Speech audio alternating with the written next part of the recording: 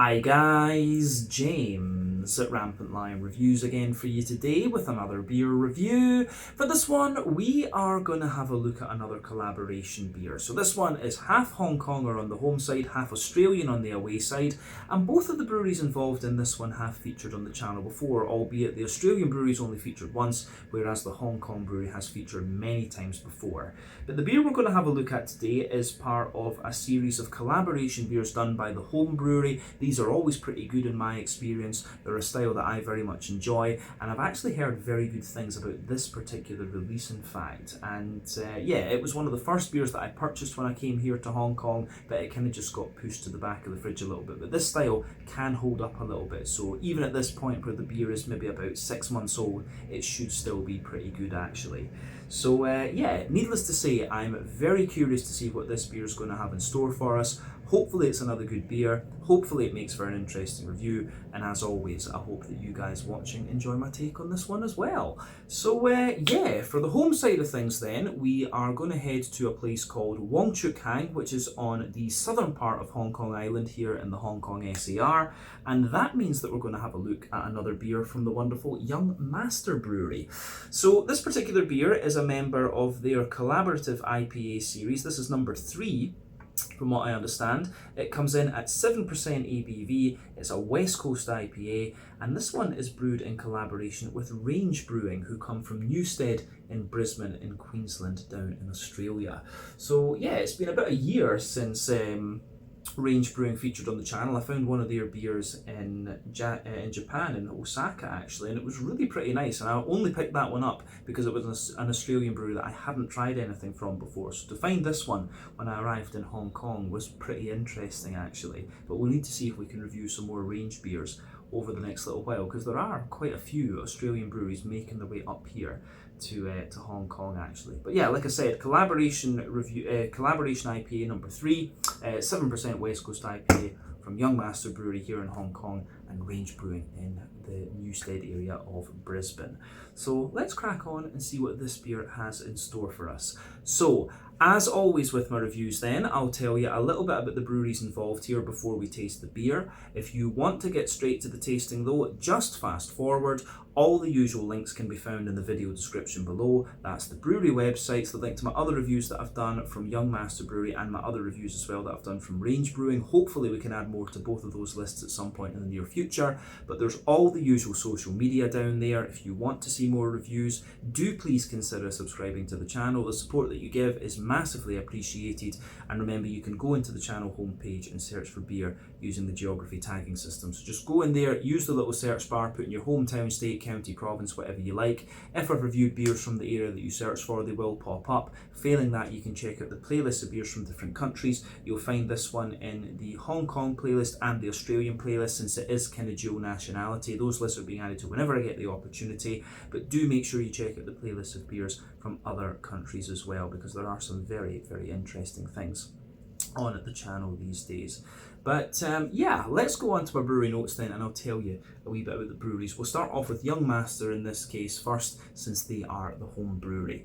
So Young Master Brewery, as I've mentioned to you before, was founded back in 2013 by Rohit Dugar, who is originally from New Delhi in India, but he moved from New York in the US to Hong Kong in 2011, and he was working for Goldman Sachs. But after a while, he got kind of bored of working in the finance sector, and he decided that he wanted to quit and found his own microbrewery, having been exposed to craft beer during his time in the US. So in the early days, he was joined at the brewery by the German brewer Ulrich Altbauer, who had an extensive experience of brewing in China and across Asia from what I understand, and he was the master brewer until he sadly died in 2016. These days, the current brew team is Edwin and Brian, both of whom have worked for the brewery for a number of years, and I believe they actually joined the company in the days when Ulrich was still there. But the first brewery they had was in Ap Lai Chau, which is a little island just off the south coast of Hong Kong Island, and at this facility they had a 10 hectolitre brew house which acted as their main production until mid-2016. They opened up a new brewery in Wong with a 40 hectolitre brew house from Gaete in Germany, in 2016, and they also had a larger barrel aging area there as well as a fodder for producing sour beers, and they were the first brewery in Asia to have one of these big oak fodders. So it's fair to say that this brewery is very, very pioneering in not just the Hong Kong beer scene, but in the whole Asian beer scene. But the last figure I found for these guys suggested they were brewing 15,000 litres of beer per year, but I would certainly not be surprised if they are exceeding that at the moment, because their beer does seem to make it quite far and wide these days. But they've got several tap rooms and restaurants, and these days that includes TAP, the Ale Project in Mong Kok. They've got Second Draft at Victoria Park, and which is Causeway Bay on Hong Kong Island. They've got Pub 1842 in Central Market, and then they've also got the Guild Bar down in Singapore. But they previously had a TAP branch in Shun Wan, and then also Alvy's in Kennedy Town, which was a lovely pizza restaurant. I was really sad that that place shut down, actually. It was really, really good. But today, they're the largest craft brewery by volume in Hong Kong. For me, I would say they're best known for their lager beers, which are great. I do recommend you try the Oktoberfest Märzen if you get the chance. But they are also the most decorated Hong Kong craft brewery as well. And as of May 2024, when I'm filming this review for you, they've produced 275 different kinds of beer according to Untappd, and they apparently employ 20 different people. So yeah, that is everything I can really tell you about Young Master Brewery for the moment. If you want to learn more about these guys, you can check out the brewery website, you can follow them on Facebook and Instagram to keep up to date with all the latest goings on, and you can check out the Rate Beer, Untappd and Beer Advocate pages to learn a little bit more about all the different beers that these guys have done. So yeah, that's that. So let's go on to the Australian side of things, and I'll tell you a little bit about Range Brewing once again for the first time in about a year, if I'm not mistaken. So Range Brewing, as I mentioned to you earlier, are based in the Newstead district of central Brisbane in Queensland, in the Australian northeast, if you can call it that. And the company was founded back in 2017 by Matt McIver and Gerard Martin, both of whom were joined quite early on by Mitch Pickford. So the two are childhood friends, and they lived abroad in London. Matt worked for Brewdog in Soho and was also the brand manager for the London Craft Beer Festival, whereas Gerard is an engineer by trade and worked in mechanical and manufacture engineering in London. But he was working for a company called Vitso, who I forget what they do, but I know they are quite well known for their particular field. But apparently the idea to start their own brewery came after a few too many beers, which is often the case for many brewers. But they wanted to be able to travel and sample the best beers in the world and then brew their own versions of these. But Matt and Gerard contacted their friend Mitch, who also happened to be a talented brewer, and he was working for Catchment Brewery in Brisbane, and he was of course interested to get on board with the project. And soon Matt and Gerard were back in home in Queensland and getting their own brewery ready. But originally they planned to start the brewery in their hometown of Toowoomba, which is about 2 hours out to the west of Brisbane. If I remember correctly, it's on the way to my aunt and uncle's place in St George, so I passed through there. But the brewery, they opted to go with Brisbane because they felt that there just wasn't the kind of population and stuff to support a brewery in Toowoomba, although these days I think there are 1 or 2 breweries in the city, if I'm not mistaken. But the brewery opened early in 2018 in an old warehouse in the Newstead district. They've also got an on-site tap room there as well, which sells pizzas, which are supposed to be very good. So I think this is somewhere that I do need to hit up when I make it back to Brisbane next time. But over the years, they've expanded their brewery infrastructure, and then in 2022, they opened a second tap room in Abbotsford in Melbourne, down in Victoria, and this also acts as their southern distribution hub, from what I understand. But until 2022, they apparently didn't have a core range of beers. They were producing lots of different stuff, but that year they introduced the Disco as their first, what they called Forever beer, and that is still in production, and I think there are a few others that have been added to a kind of core range actually. But as of May 2024, when I'm filming this review for you, these guys have produced 675 different beers according to Untappd. And from what I understand, Range Brewing are quite well known for their IPAs, but they are pretty solid all round actually. So yeah, I need to go down to Australia again at some point and try some of the beers and film some videos film some out and about videos at these different tap rooms. That would certainly be very, very fun. But yeah, that is everything I can tell you about Range Brewing for the moment. If you want to learn more about these guys, you can check out the brewery website, you can follow them on Facebook and Instagram to keep up to date with all the latest goings on, and you can of course check out the Rate Beer, Untappd and Beer Advocate pages to learn a little bit more about all the different beers that these guys have done, and the same can be said for Young Master. I've got a feeling I forgot to say that earlier on in the video. But anyway, let's go on and have a little look at the beer itself. So this one is a little 330ml can. I believe this would have cost me like 23, 24 Hong Kong dollars, which is about £2.40 sterling, maybe in the region of like, you know, $2, what about $3 American, €2.75. I can't think what it would be in Australian dollars, to be honest. Plain silver top on the can there. You can see it is really nicely presented. You can see the Young Master symbol there, and also the Range Brewing symbol, and it tells you a wee bit about the beer on the side here too. So let's just take a little quick look at that. So a dynamic collaboration across continents with Range from Australia, our third release in our series of collaborative IPAs, continues to pay homage to the timeless West Coast IPA. A sturdy malt backbone with graceful caramel nuances sets the stage for enchanting New Zealand hops to shine at their fullest splendour, becoming elegant with white grapes, gooseberry, grapefruit and tropical fruit notes with a delightful resinous undertone. So I'm guessing there'll be Nelson Sauvin in this from that description. It didn't actually say what hops were in this one, but like I said earlier, 7% West Coast IPA, tells you on the front here it's 77 IBUs, and it was number 3 in the collaboration series. We are drinking this beer, I believe, when it's about 7 months old. Yeah, it's not going to be at its freshest, but West Coast IPAs, for me at least, can hold up a little bit better than their New England counterpart. So we'll just see how we get on with this one. We'll go into it with an open mind. I didn't want to waste this beer and just kind of drink it. I thought it'd be quite cool to do a review of this one, considering we've done reviews of a number of the other beers in this particular series. So let's get it out into the glass and we'll see what it's all about. So we'll put all of it in.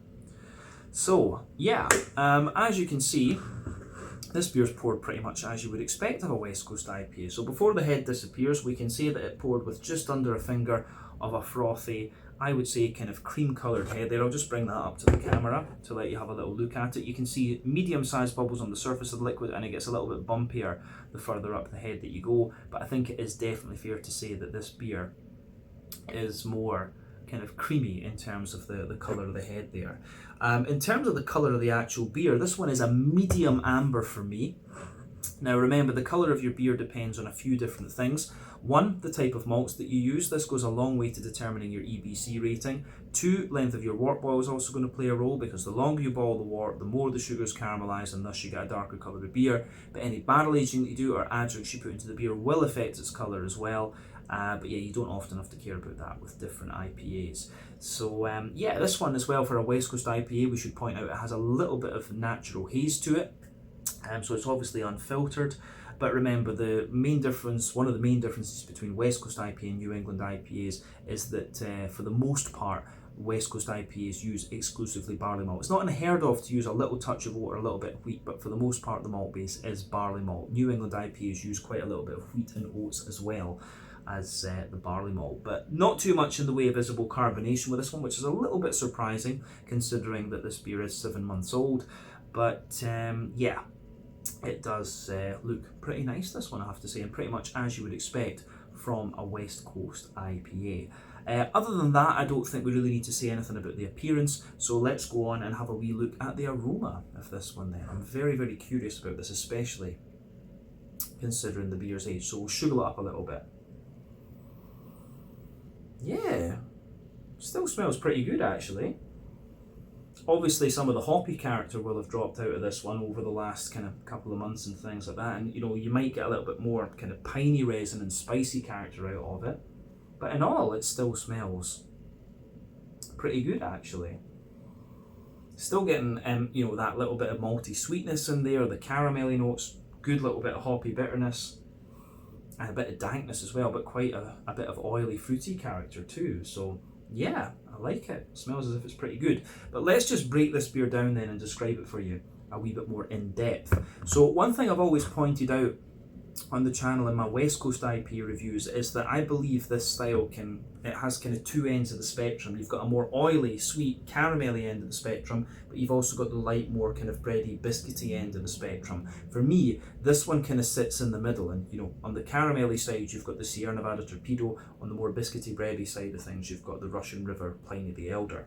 So yeah, this one for me is kind of right in the middle of the spectrum. So the backbone of this beer, you've got a lovely kind of fresh, wholemeal, brown bready bread crust coming out of this one. So you can smell that certainly in the backbone of this beer. I think that's pretty great. But yeah, fresh kind of hedgehog, brown bready bread crusty character in this one. You've got a nice little bit of kind of woody character in there. There is a little bit of Jacob's cream cracker, but yeah, I'm getting quite a little bit of sweet kind of wholemeal brown bread. And knowing Young Master, I'm thinking that they've probably used crystal malt in this one. I would be very curious to know whether they use American like two-row malts in these West Coast IPAs, because at the same time that wholemeal brown bread you get smells a little bit more oily, and I think the European barley malt is just that little bit drier and kind of crisper than the American malts. So yeah, the brown wholemeal bread that you get out of this beer in the aroma is just that little bit kind of more oily and sweet, but I'm also getting quite a little bit of white bready character out of this one. So yeah, wholemeal brown bread, soft white bready character, and then yeah, you certainly start to get some of the brown sugary notes out of this beer. So for me, there's a little bit of like a toasty caramel in the base. You've got more of an oily sweet caramel in there as well. So yeah, toasty caramel, oily sweet caramel, and then yeah, toasty caramel, oily sweet caramel. There's also a little bit of kind of Werther's Original butter candy, butterscotchy type note coming out of this beer as well, which I have to say I do quite like. I do wonder how much of that is just because of the fact the beer is a few months older, because I remember that with West Coast IPAs you can get a little bit of like, you know, diacetyl coming out of these beers the further you go in terms of aging them, which is not something you really want to do with this style. But yeah, there is a little bit of like Werther's Original butter candy, butterscotch in this one, toasty caramel, sweet oily caramel, and a wee bit of McVitie's digestive biscuit. But all in all, the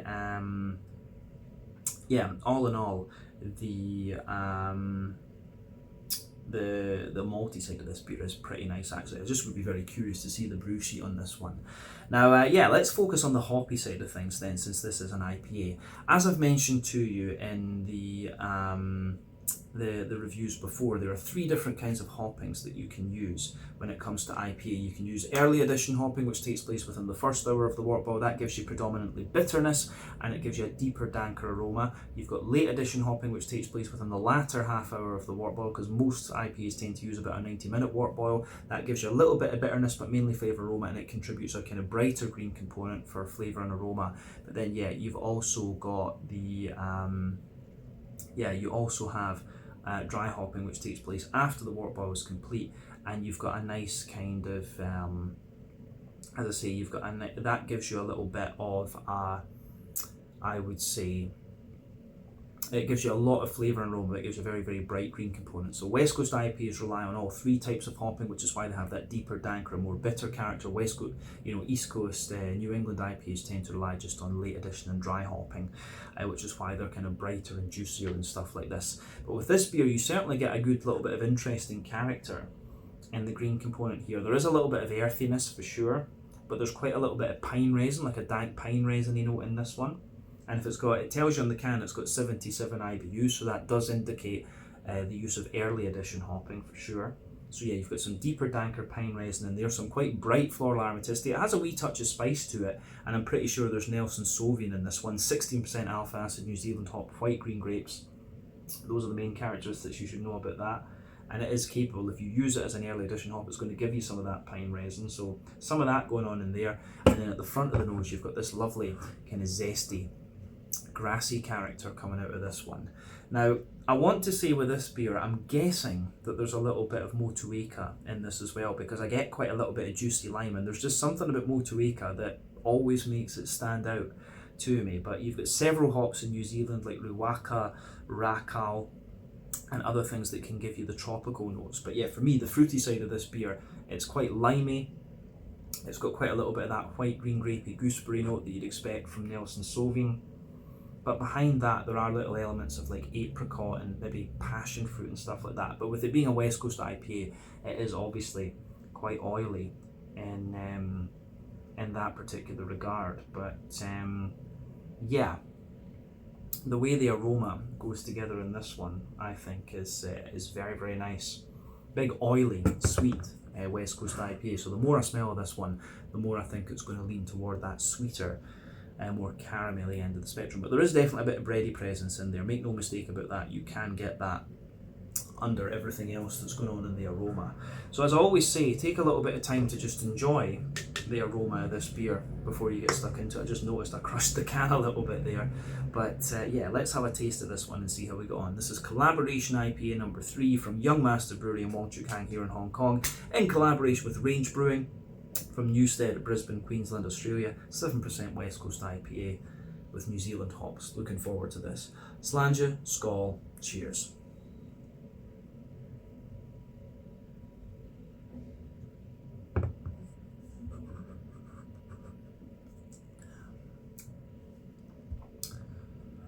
That's pretty good. You can tell obviously it's not at its freshest. The kind of hop bitterness and things is not at its most pungent.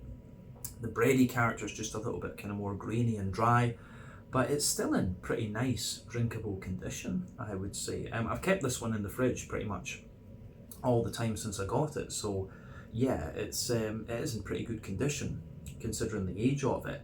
But yeah, it gives you everything that you would want from a West Coast IPA. You've got a nice kind of sweet bready base, a bit of brown sugar, good little bit of hoppy bitterness. It takes a bit of time for that to build right enough, and then you've also got that nice big oily fruity character for sure. But yeah, I like how this one pieces together. It gets a thumbs up from me. Yeah, let's figure out how we can describe this one more in depth. And we'll start in the middle third of the palate as we always do. But yeah, this is giving you everything you'd want from a West Coast IPA, and it's a style that I love. So yeah.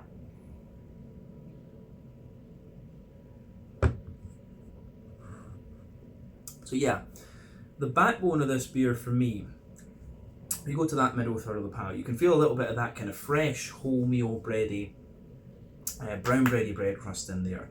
As you move further forward on that middle third of the palate, there's a little touch of like woodiness in there, and then you've got a wee bit of a kind of Jacob's cream cracker coming out of this one. So yeah, wholemeal brown bready bread crust, Jacob's cream cracker, and a little bit of woodiness, and then yeah, you start to get the bready side of this beer. So above all of that, you've got that lovely kind of wholemeal brown bready note coming out of the beer.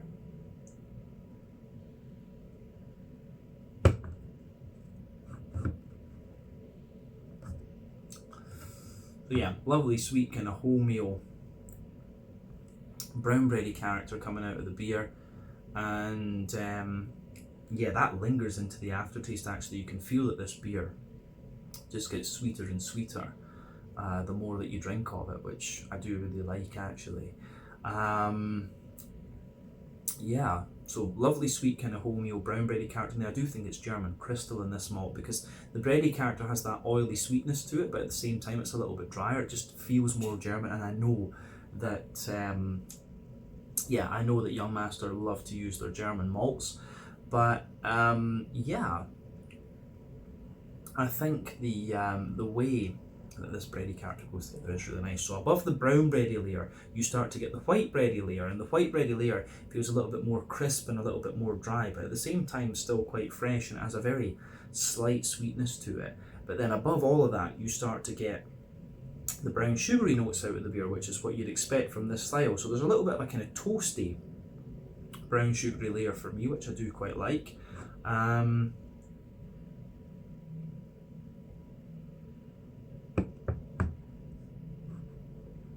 So yeah, a little bit of a toasty brown sugary layer, definitely. And then you start to get a bit more of a kind of oily, there's like a circle there in the middle of your palate, which is more an oily sweet caramel. So yeah, toasty brown sugar, oily sweet caramel there, and in the dead centre of your palate you do get a little bit more of a kind of concentrated brown sugar as well, but you've also got that nice kind of biscuity note that comes out of this one, which I do really quite enjoy as well. Yeah, this beer does have a wee bit more sweetness and oiliness to it, but I certainly like that about this one. So yeah, the way it all goes together, I think, is really nice. So the malty side of this beer gets a thumbs up from me. So I think we've covered the middle third of the palate in this beer. So let's go to the back third of the palate. As I've often said, Sweeter flavours come out further forward on the palate, dry and bitter flavours come out further back, but the back third of your palate is going to give you very similar flavours to the middle third of your tongue, just at different intensities. So yeah, the border region between middle and back third of your palate, you get a nice little bit of brown bread in there, and then you get the white bread above that, which I do really quite like. And there's, yeah, a little bit of crustiness on top of that, but the base of that back third of your palate, you can feel the white bready bread crust in there, which is a little bit drier. You've got some nice crackery notes in this one as well. Then the wholemeal brown bready character, which sits above that, lovely kind of, lovely sort of fresh fluffy brown bready character in there. Then you've got the white bready character, which sits above that, and again, quite fluffy and airy. These two layers feel a little bit taller on the back third of the palate than they do otherwise, and then you can feel a wee bit of the kind of more crisp, toasty, brown sugary characters just creeping over the top of that. But yeah, on top of everything else on that back third of the palate, you start to get the yeasty side of the beer. So let's look at that yeasty character that this one has.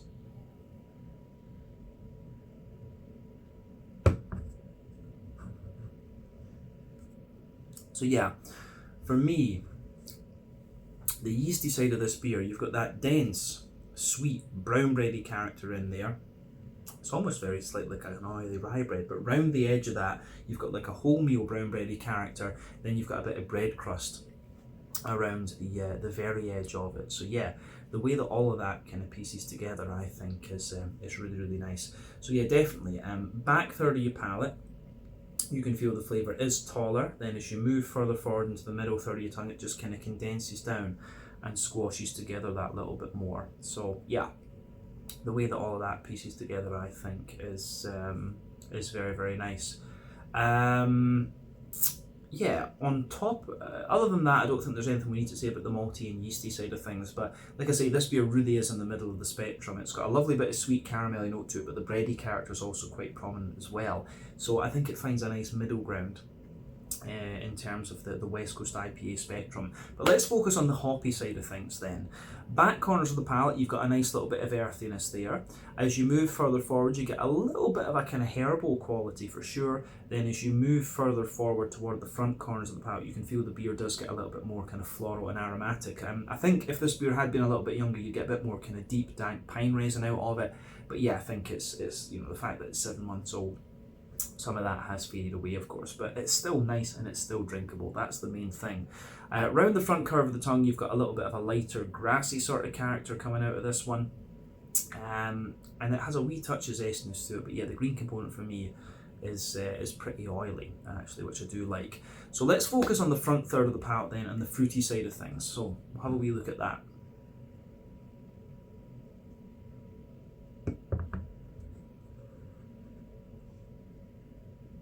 So yeah, front third of your palate, you can feel the border region between front third and middle third of your palate. You've got the brown bread in the base, the white bread on top, but then the base of that front third of your palate, you've got a really nice kind of wholemeal brown bready bread crust in there.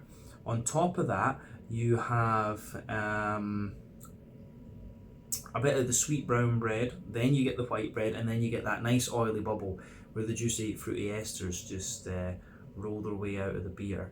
So yeah, at the back of that front third of your palate, there's definitely like a wee touch of like peach or grapefruit or something like that, but as you move further forward, it's more like oily mango. There is a little bit of passion fruit or something in there as well.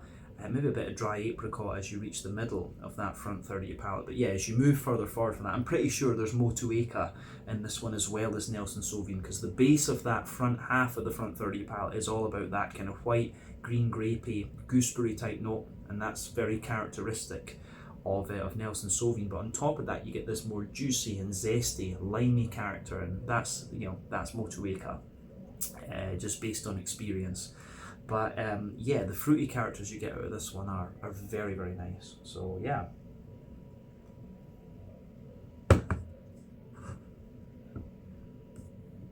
But yeah,